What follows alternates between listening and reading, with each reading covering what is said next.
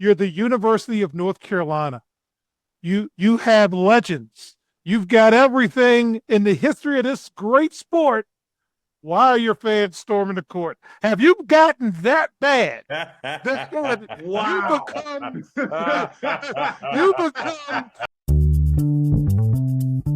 greetings and salutations and welcome to the Odd Coaches Podcast, the global authority on coaching leadership, where coaching wisdom meets real talk. I am your host, Dr. Keith Adams, and on today's Roll Down Thursday edition, in segment 1, we're going to talk about Coach of the Year consideration and should we change how we look at it in this new era of NIL and the transfer portal. Segment 2, the future's now. On the women's side, we're going to introduce you to the women's McDonald's All-American stars. And in segment 3, the billion-dollar burn. Everybody's broke and crying about it, and we're going to talk about it. And we're also going to check in on our boy James Franklin and see what he's doing at Virginia Tech. Joining me today, Captain for Life, Will Cotton, our basketball correspondent, the one who got away, Danny Thompson, and our favorite administrator who is looking at some of these financial numbers and saying, how are you like broke? But let's get started with the men's net rankings. Top 5. 1 is Michigan. 2 is Arizona. Arizona's good. 3 is Duke. Go to pause for a second. Hey, cameraman, zoom in. As the Iron Sheik said, you're the University of North Carolina. You have legends. You've got everything in the history of this great sport. Why are your fans storming the court? Have you gotten that bad? Wow. You become, Utah Valley State or something. You're Rockville beating us or something. I had to get that out of. I'm sorry. That is from the top rope. Okay. My God. Illinois and 5, Iowa State. Gonzaga's 9. I just had to get that out of the way. And then mid-majors, St. Louis. We're going to spend some time on them. And, hey, St. Louis, don't get used to that coach. He's gone. He's already gone. Okay? Enjoy the season. He's gone. Utah State's 23. St. Mary's is 29. Santa Clara is 40. And San Diego State is 44. Special note this week before we get everybody involved in this. We're going to take a special look at St. Louis. So St. Louis is right now 16 in the net. Their head coach, Josh Schertz, is gone. Okay, I don't know who he's going to, but I can tell you where he's not going to coach next year, and that's St. Louis.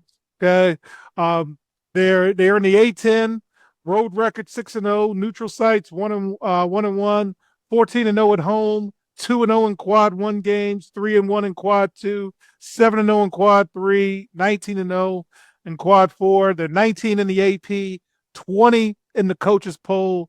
They are going to be a problem. So before we get to our story of the week, Danny, you consume a lot of basketball. What are you thinking about this week in men's college basketball? I mean, you mentioned the team we were talking about with St. Louis. I was watching them play yesterday against LaSalle, and I was blown away by how they play. This is one of the more efficient, high-powered offenses in the country. They're averaging upwards to over 90 points a game this season. And then when you got a big man in the middle like Robbie Avila who can spread your floor out, who is a very good passer of basketball for someone of his size, they are going to cause fits when the tournament comes around. Now, I still have claws to pause because when I think of a high-powered mid-major program that has been consistent over the years, I start thinking about, are they going to fare, especially coming out of the A10, are they going to fare like that St. Joe's team from all those years ago with Jameer Nelson and Delonte West? We're talking about a very good mid-major program, but when they got to the tournament, they flamed out. And they flamed out very early. So I'm wondering if they can keep this up going into the tournament. We know they're going to win the A10. I've already pegged them to win the A10. George Mason may have something to say about that, sir. I would love for George Mason to have something to say about it, but just right now, I don't see anyone in the A10 topping St. Louis right now with the way they're playing. All right, Cotton Man. Thoughts on men's basketball this week, and as somebody who has been a part of court stormings, Coach Adams don't like those. So, how How are we feeling this week, sir? Better. I got punched in the face. We had the court storm that one time. I don't know who did it, but I owe somebody something in the universe. Don't worry, it's coming. But right now, I'm talking about my Red Storm, man. Had a very slow start to the season, but right now they're building momentum, and they have one of those tricky rosters where Ejiofor is amazing. He does everything for his team. And he's very similar to a lot of those big men that you get into the tournament and they just become play together very well. He can pass very well. He can shoot. He can catch. He's the leader. He's the energy leader as well. They're on fire right now, and you have a coach that has a lot of experience winning big games in the tournament and getting his team playing right at the right time. So very interesting. I'm very happy at where St. John's is this year. Last year they came in kind of storming. They were kicking ass the whole time. Right now it took a little bit to kind of figure things out, and these guys are rolling and they're holding on to their defense. That's a big thing for him. Big win against UConn. If you know anything, I mean, a lot of people don't follow Big East, but that's your traditional whipping boy. We used to get beat all the time by any of the big names, Nova, UConn, anybody. But now we're whooping them. So watch out for St. John's. I'm loving it. Now we're looking good. So next week we'll be talking about them, I guarantee. All right, Robert. Thank you for reminding me about the games. We have a group chat, folks, and time and score is you'll get captive audiences with that. Any thoughts on college basketball this week, sir? It's that time of year when people are dropping games here and there. We're taping on Sunday. So Illinois, Michigan State came back to beat Illinois last night, time and score. Houston went to BYU, won at BYU. Before the season, there was a lot of talk about BYU that AJ DeBonsa, he's very good. But BYU as a whole, I think, they're not Big 12 top tier. Houston is legit. We're going to talk more about them here in a minute. I mean, hopefully they can make it through the season with their financial problems. Correct. But I mean, they're just tough. They're just tough. And as always, that's how they play. But we're seeing teams drop games that they probably shouldn't. And at this point in the season, to me, it's understandable because it's a long season, and it's hard to continue to get yourselves fired up to play, 2 or 3 times a week.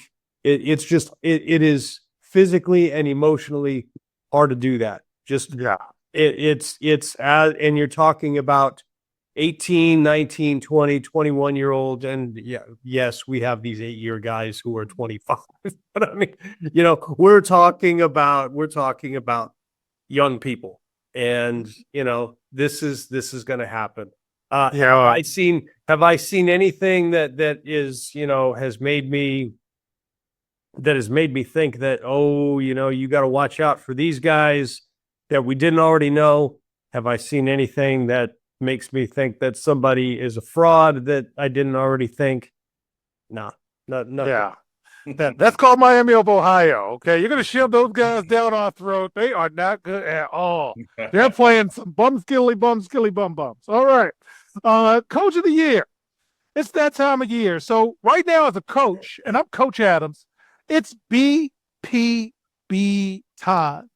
Basketball Practice Blues. Okay, it's February. We're close enough to the postseason where we're jockeying for position, but we're not close enough yet that we can't, maneuver. So this is the time we start thinking about Coach of the Year. And there's 3 kind of things we're looking at. You got the blueprint people like Tom Izzo, who builds from the ground up. You got the rapid rebuild, folks like Shirts at St. Louis and Bucky McMillan at Texas A&M. And you got, people like Bill Self, who have to deal with loss of a great player for half the season. So, Danny, I'm going to come to you. When you think about Coach of the Year, How do you look at it? And is there anybody that the national media keep an eye on in your eyes? Usually when I think of coach of the year, I think of a guy who can take all of what you mentioned and put it into one package. You got the guy who can build the program up from the beginning of the season to the point where they're still maintaining it. You have a guy who can you have that same guy who can plug and play mostly anybody from their roster or transfers, and they come in and they're already looking at imminent success. And then you got to deal with the fact that there are injuries for the season. You're going to lose guys as the season goes on and on. First coach come to mind. I mean, obviously it was Coach Self. When you lose a guy like Peterson for majority of the season, you would think Kansas was going to imminently fall off the face of the earth. They were pretty much dead in the water as far as the Big 12 goes. And then you look at them now, they're surging up there to the point where we're talking about Kansas could possibly win the Big 12 this season. And then two, another name in the Big 12 is the name escapes me. Coach for Iowa State. Olsenberger. He has turned. I watched him play yesterday, and I was blown away by how they pretty much took the game over from start to finish. You got the one guy, Milivojevic. He is an awesome, as far as shooting and efficient player goes. And Olsenberger seems to put these guys in the right place at the right time when they need to. Because he has built this program up from the ground up. He has brought in transfers that have immediately been able to come in and mold the team together to the point where you're looking at them like they're going to be a problem come March.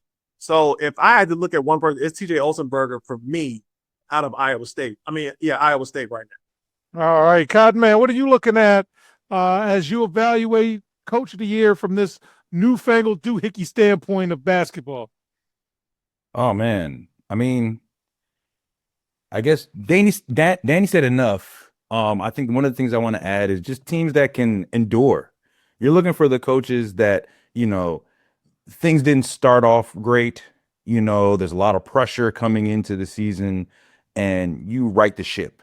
I hate to be biased again, but, Pitino, a lot of pressure came in, a lot of losing. People, especially myself, were like, what's going on? We're losing to, this guy and this guy. We're not playing the way we know.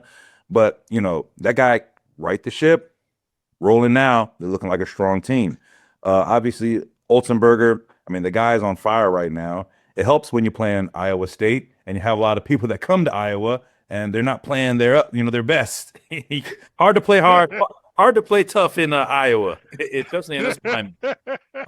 So we'll see. We'll see, because then you start going to these sexy stadiums, Miami, Austin. We'll see if that affects the team, But right now they're positioning themselves. So I would say Olsenberger and Pitino are my guys that are looking at the season and saying, okay, they look like they're managing the team, like they're managing their teams. They're moving into the tournament. And I remember you, Coach. It's a difference between winning now and winning ahead. A lot of things that we have practices, whether they were October or November, we're talking about, Blake, we're talking about Magruder, and that might be 2 months away. And we're getting ready for, the not states, but the quarterfinals, divisions. You have certain checkpoints that you have to make along the way. And I think the better coaches are looking at the season like that. Checkpoint here, checkpoint there, not game to game to game to game. So a lot of that, thank you, Coach, for letting me see that. And I think a lot of these, Olsenberger and Pitino are guys are looking at stuff like that. So I think those two kind of stand out to me this year for sure. Robert, I'm very curious of the direction you'll go in, because it is different now. You've got a guy like the guy at Miami of Ohio. He's undefeated, but did that make him Coach of the Year versus the guy at Vanderbilt, who is building a power at a non-traditional place? How are you evaluating Coach of the Year these days? Well, there are generally two schools of thought, right? There's, the coach who wins the most, And most of the time, the media, that's who they're going to pick. Who won the most games? If you don't win the national championship, you make a run in the tournament. Or, and this is my opinion, who does the most with the least, right? Who manages to find ways to help their teams be successful in spite of, in spite of, the challenges that they face with injuries, being undermanned. I mean, do you consider somebody who doesn't have as much NIL money as the next guy? Is that, I don't know. I really don't know. I mean, and then the other thing is just, for me, chaos theory, I want the mid-major guys to win this. So I'm like, give it to the guy from St. Louis, give it to the guy from Miami of Ohio. Absolutely. They've had a great year.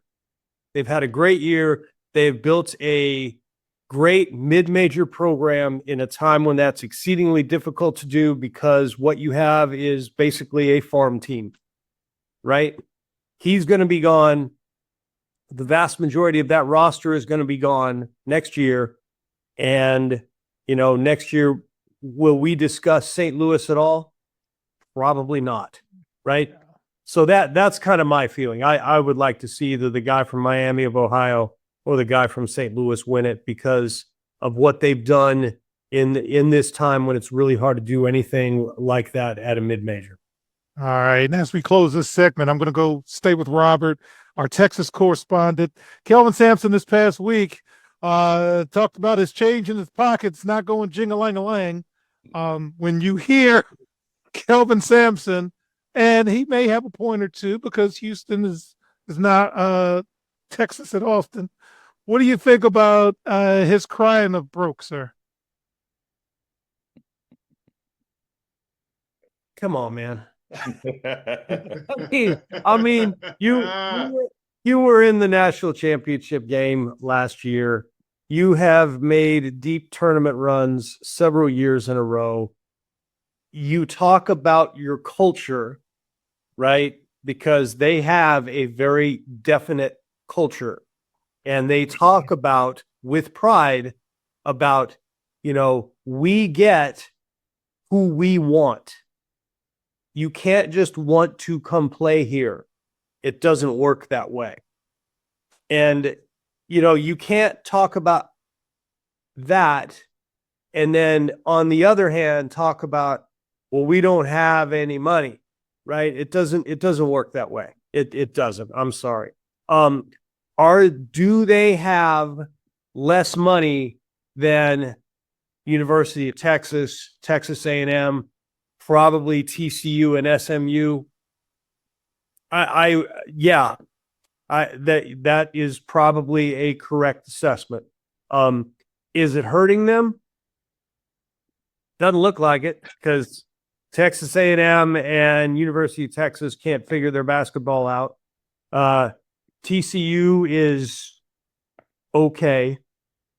SMU is middling in a not very good ACC. So I see where he's coming from, but it doesn't seem to be causing any issues for his program. All right. So with that, in segment 2, we're going to introduce you to the girls' McDonald's All-Americans. And women's basketball is top-heavy. Will it stay top-heavy? Yes. We'll be right back on the Yacht Coaches Podcast.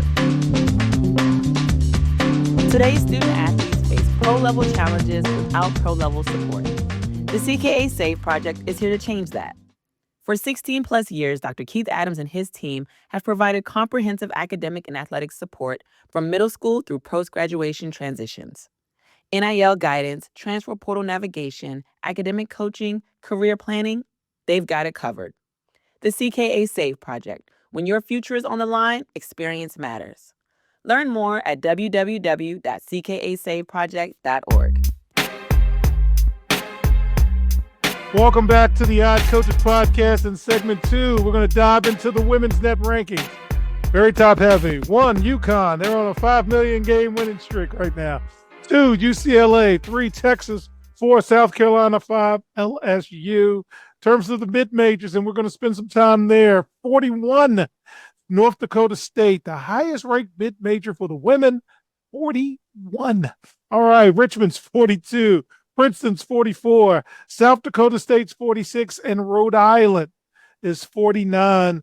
We're going to take a deep dive, though, in North Dakota State and South Dakota State. So North Dakota State's net ranking's 41. Their road record's 9-0. Their neutral record's 3-1. Their home record is 7-1. 0-1 in quad 1 games, 1-0 in quad 2 games, 3-1 in quad 3, and 15-0 in quad 4. They are not ranked by the AP or the coaches poll. Let's go to their rival, South Dakota State.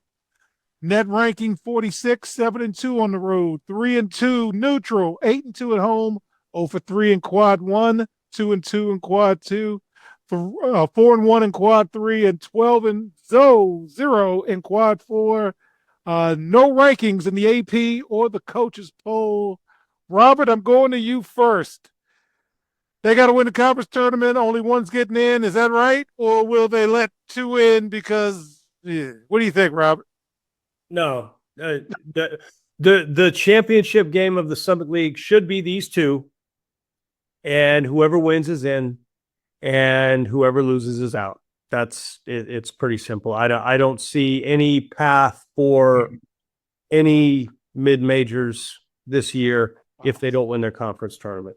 Wow. All right, Danny, I gave you 2 compelling arguments there. They're only getting 1 team in from the Summit. Is that right, sir? That is absolutely right. Is like we've said it from the start of the season. Women's college basketball is top heavy.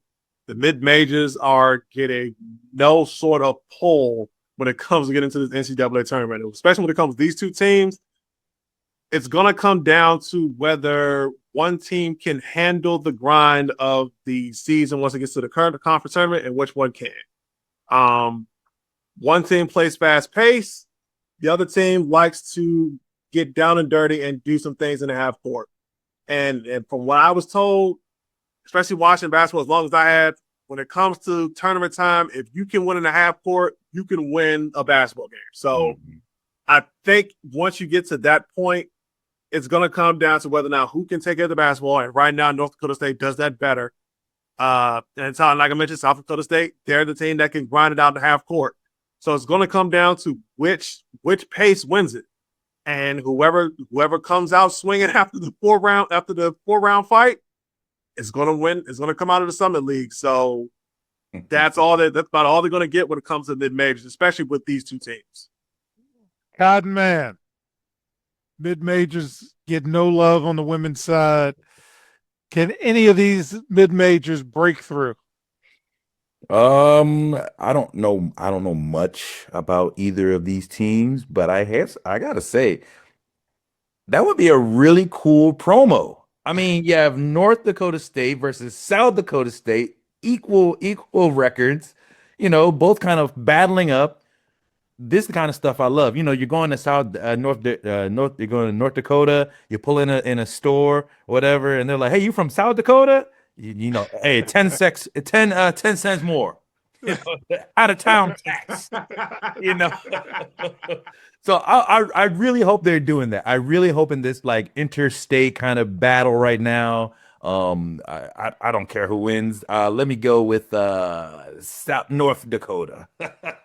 All right. So the McDonald's All-American game on the women's side will be played March 31st at the Desert Diamond Arena in Glendale, Arizona. And when you look at the players, you're seeing that none of them going to North Dakota State or South Dakota State. USC has a stranglehold on number 1. Sanaya Hall is joining a roster that already features Juju Watkins and Jazzy Davidson. I don't think Juju's going to be there next year. Well, she might with this money coming in. You also have folks like Kentucky and Texas landing 3 All-Americans. Robert, I'm going to go to you first. Looking at the women's game and seeing how top heavy it is and seeing where the McDonald's All-Americans are going, unlike the men's game where the number one player went to BYU. Doesn't seem to be that way on the women's side.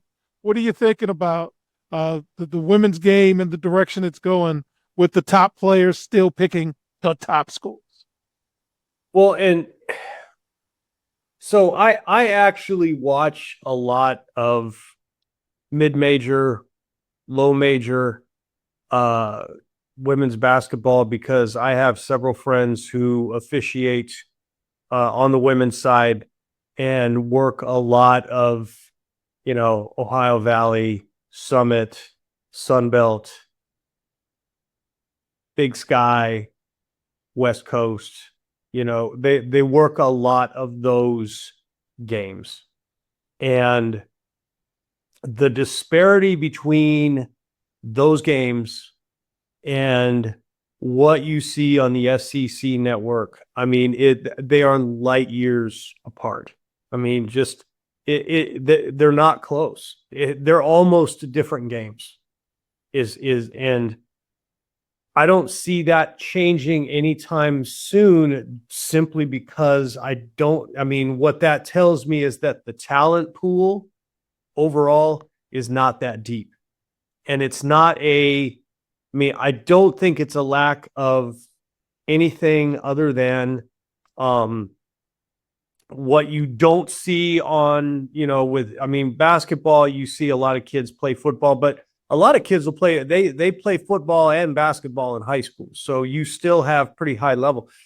Volleyball drains a lot of kids off from basketball. It really does. And if you watch like the women's volleyball tournament, there are girls, 6'3", 6'4", 6'5" that can get up in the air and make the ball go boom. And, that athleticism, you don't see that as much in the mid majors and low majors for women's basketball. And so is it going to change? No, I don't think it will.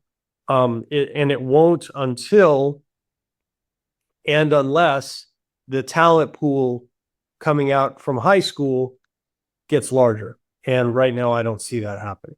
Yeah, Will, you're a Big East person, and UConn women are on a ridiculous streak of beating teams by 25. That's what we're talking about. So what Robert said lends right into that.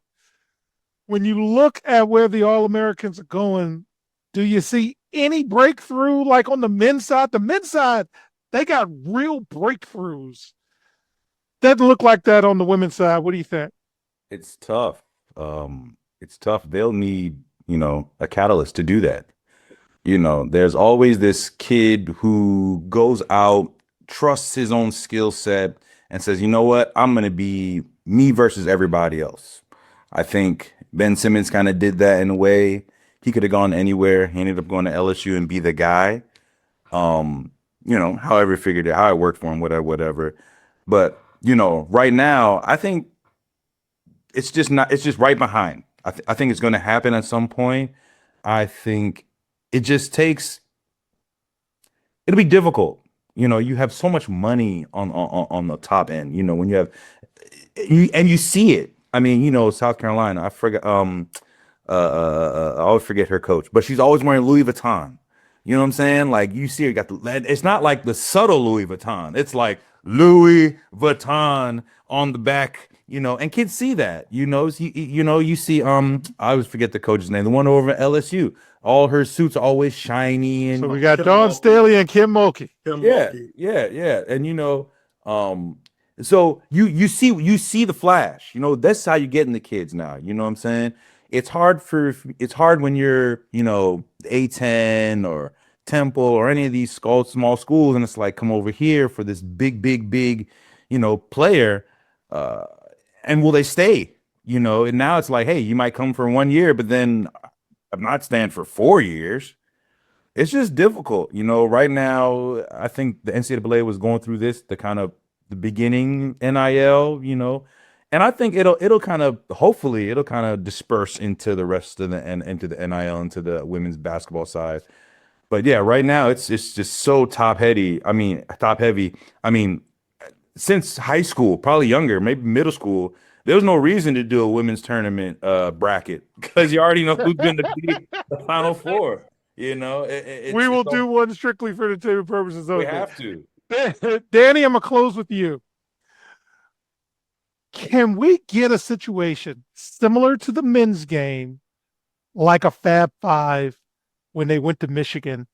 5 of the best recruits in the country said, this is what we're going to do.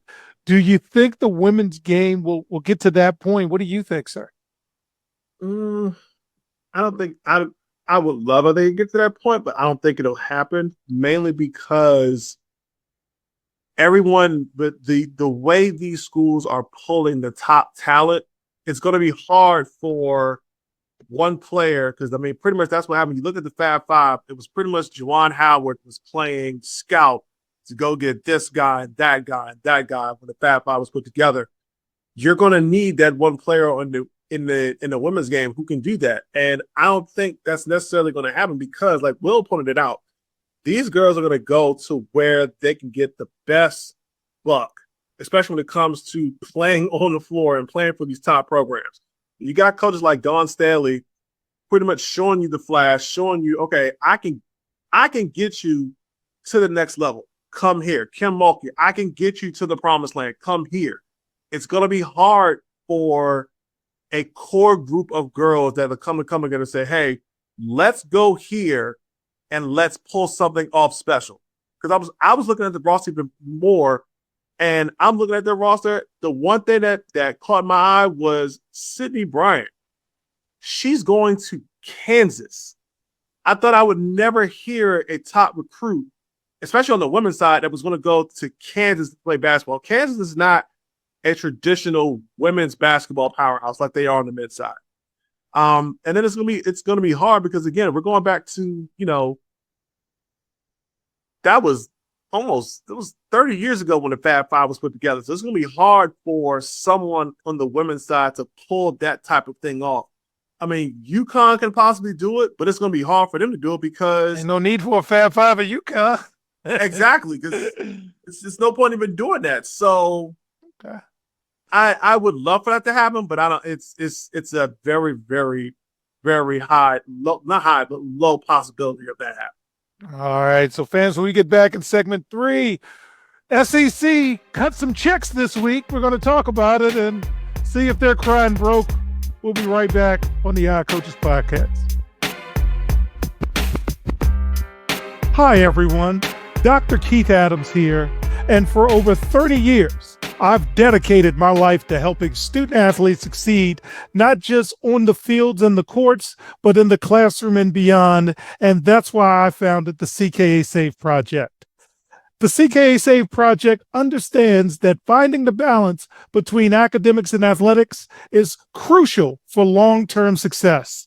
That's why the CKA Save Project offers a range of programs, including personalized consulting, mentorship, and coming in 2027, our innovative Gap Year Basketball Academy designed to assist both young men and women reach their full potential both on and off the court. I'm incredibly excited to announce that the CKA Save Project is now partnering with the Cascade Sports Network. This partnership will allow us the opportunity to amplify our message and reach even more student athletes through the Odd Coaches Podcast and other exciting initiatives. Join the CKA Save Project and the Cascade Sports Network as we empower the next generation of student athletes. Visit CKA on the web at www.ckasaveproject.org to learn more. Let's work together to find the balance and help unlock your potential. Welcome back to the Odd Coaches Podcast. And in segment 3, we've got skyrocketing revenue versus the debt trap and the poor powerhouses. So the SEC hit a historical milestone this past week, distributing over $1 billion to its members for fiscal year 2025, averaging $72.4 million per school. Jesus. I got to say that again. $72.4 million per school. Despite these records, the spending to stay relevant trap is real. So you've got Texas, who's an SEC newcomer, reported spending of $375.9 million, resulting in a $23 million deficit. You also have Houston, as we spoke about, claiming poverty. Kelvin Sampson recently claimed that his top 10 basketball team is very poor. You have Rutgers, who we talked about, running a $500 million debt. You also have Penn State finally beating Florida State as the nation's most indebted athletic department with, again, over $500 million in debt. Robert, when you see all of this, and it's a lot, what are you thinking about as an administrator? So there's a few things. First of all, when they report those numbers, what is included there, right? Are you including debt for facilities renovation that may or may not have already been financed somewhere else through bonds and such? Are you including is all of the NIL stuff that gets paid out, is that part of that? When you have coaching salaries and those are reported, there are disparities between states in terms of what's required that they report and what's required that the universities pay. I mean, there's a lot of stuff that goes into those numbers, right? So first of all, you have to know, okay, well, what goes into those numbers? Second, that's no way to run a railroad, man.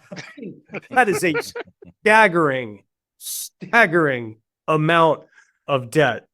And the NCAA has been clamoring for, Congress to come in and do something. And that is not forthcoming, nor should it, because Congress has other things they should be doing. But it wouldn't shock me if at some point, and I don't know what that point is, I don't know what the magic number is, I don't know any of that, but it wouldn't shock me if at some point you get state legislatures getting involved because you have these state universities to which the states appropriate money. And it wouldn't shock me if at some point the legislature's like, we're not giving you any money and we're taking over your books because we want to know what the heck's going on over there. That wouldn't shock me at all. And we have said for 2 years at least, what are we doing? What's happening here?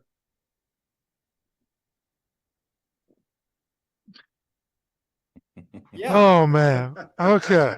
So as somebody who runs a nonprofit, because these colleges and universities are nonprofit, I don't think we could be $500 million in debt. So Danny, when you see the numbers as the last 3 or 4 months you've been in this, each week is like, huh? What? When you see this, what do you think about, sir? You sit back and wonder, at least for me in a way, you wonder where's all this money going? Like I saw we were talking about Penn State, man, they're over $500 million in debt. $700 million of that is going towards the renovation of the stadium. Like Beaver Stadium is getting that large renovation project geared to get started. So when you look at it, you're just sitting back and just wondering, where is this money going? Like I'm a player, so I'm not looking at it from that standpoint because I'm not worried about where the money's going. When we were playing, There was no such thing as NIL. Here, have a check. Unless it was doing something under the table that, that no one will ever bring up and they'll take this to the grave. You know what I mean? So you sit back and wonder, how are these athletic departments operating at this point? Because you can't sit back and say you're in this much amount of debt, and yet you're in a conference like the SEC, and they're giving out, like you said at the top of the segment, $72.4 million per school. Like, here, take it. And you got Texas, who's operating in a debt, and what are you doing with all of this money that you're getting? So as a player, and especially as someone who's new to now learning how these schools operate as far as financials go, it's shocking for me to see all of this go down at a lot of these bigger programs, because you would think with everything that they're doing, with all this promotion, all of these TV right deals. I mean, hell, Texas, even though they went to the SEC, they had to stop the Longhorn Network with that partnership they had with ESPN. So I'm just astounded by all of these numbers that these schools are throwing out there, because they're losing it, they're not getting. Yeah. Will, you're a regular guy, work a regular job, deal with budgets all the time. Now you're looking at athletics. When you see it, knowing the work you do, what do you think? Audit. I see all the, because that's part of the framework. That's part of the framework. You say, hey, we're gonna follow this framework. We're gonna set things up. We're gonna put in protocols and da da da da da da da da da. Okay, then you hire a third-party auditor who comes in and says, "Are you telling the truth on that? Let me look in the books. Let me go in this. How's going that? Oh man." There's no checking. Nobody knows anything. Nobody can speak on it, and there's no framework to say, hey, this is illegal. You shouldn't be doing that. All right. It's the Wild West. So yeah, you're gonna have a lot of schools that are spending money that we're even aware of, and then you hear these schools like Rutgers, and it'll get to a point where I think one will get bankrupt. I think it'll be bankrupt, and they'll be looking, please help me. I need money to keep going and keep the lights on. It'll be a big school. Ain't that many student fees you can raise. Right, exactly. So it's going to collapse at some point, because it's just not sustainable. Because where's the money coming from, and how are you in debt so much already? I mean, but hey, and then you go to Congress, who is going through their own deficit and their own budgeting that they're spending more and more and more and more. It must be the American thing. Spend money that you don't have, because that's somebody in the future's problem that you're worried about. Okay. All right. So to close out, we want to do a check-in on James Franklin. You see, Penn State's in a lot of debt, but it seems Virginia Tech's spending some money. So James Franklin has a top, recruiting class. They're doing a lot of things, got new folks coming in, got new staff. So, Will, I'm going to go to you first. How do you think the Hokies are going to do with all of the new going in with James Franklin? I love it. Number one, he's a brother. I love when brothers succeed. I'm sorry. It's just PCA is real. Fans of this show know I've lost a lot of $5 wagers in my career on James Franklin. Yeah, oh yeah, for sure. But and personally, I grew up when Virginia Tech was a team, was a school. Mike Vick, Marcus Vick, D'Angelo Hall, all these other guys that you're playing, man. And it was sad to see that in the last 15 years or so, they haven't been relevant. And part of that's what really, made college football. You had these teams that you knew were going to show up and be good.